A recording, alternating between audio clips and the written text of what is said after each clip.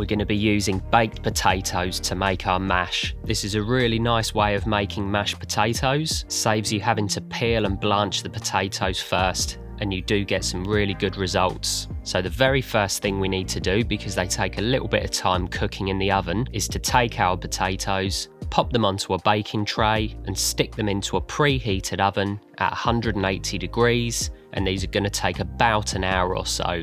So get them in there, and while they're in the oven, take your onions, pop them onto a chopping board.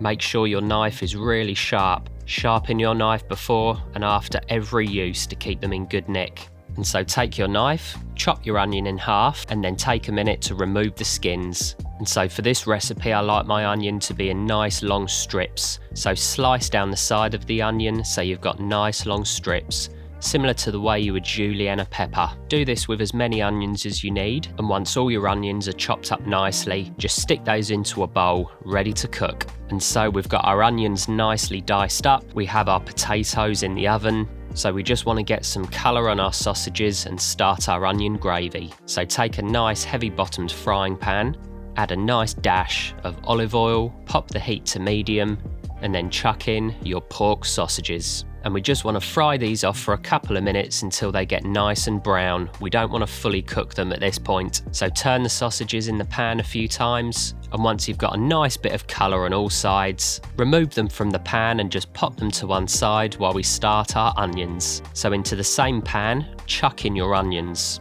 Add another nice splash of olive oil and give your onions a really good generous seasoning with some sea salt. Turn the heat down a touch in the pan so it's just below medium, and we just want to spend a little bit of time caramelising our onions. So keep them on a low to medium heat, stir them every now and again, add a little touch of butter, and we want to get them really nice and golden brown and caramelised. They can take a little bit of time, but it is well worth the effort, guys. Once they're really nice and golden brown and roasted off beautifully, we want to deglaze our onions with some brandy. So chuck in a nice glug of brandy, burn off the alcohol for a few minutes, and then pour in some beef stock.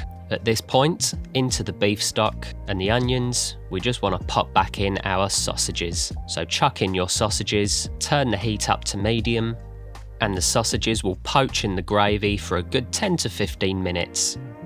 While the sausages and onion gravy is ticking over, we want to remove our potatoes from the oven, chop them in half, scoop out all of the potato inside, and discard the skins. Take a few minutes doing this, and once you have all of your lovely fluffy potato in a bowl, I like to give it a really good mash to start to get it really nice and smooth before we cook it off with our mustard.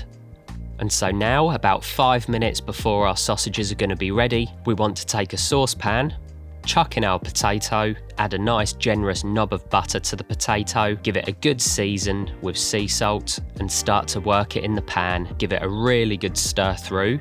Keep adding butter and stirring until you get your potatoes really nice and smooth. And then we want to go in with a nice blob of Dijon mustard and about double the amount of our whole grain mustard. Give it another really good stir through. Give it a taste, and if it's as mustardy as you want it, go in with a little splash of our double cream. Give it another good stir through, and when it's beautifully smooth and creamy, we're ready to serve, guys. So just before we serve, make sure you've reduced down your gravy so that it's nice and thick, rich and sticky. And when you're good, we want to pop a few sausages onto a plate and smother them with your beautiful onion gravy. And then also to the plate, we want to go on with a nice heaped pile of our creamy mustard mash. And there we have my version of classic bangers and mash.